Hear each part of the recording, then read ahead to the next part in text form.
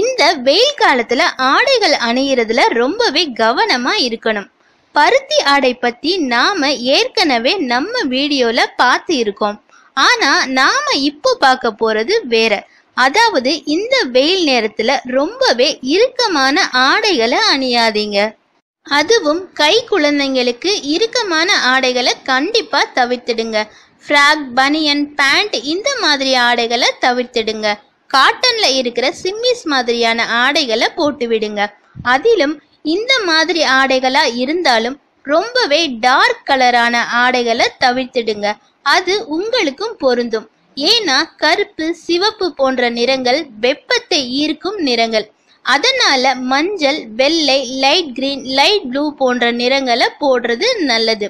அது மட்டும் இல்லாம குழந்தைங்களுக்கு பேம்பர்ஸ் கட்டுறத முடிஞ்ச அளவு தவிருங்க. இதனால அவங்களுக்கு சூடு பிடிச்சு நீர்க்கடுப்பு உண்டாகும்.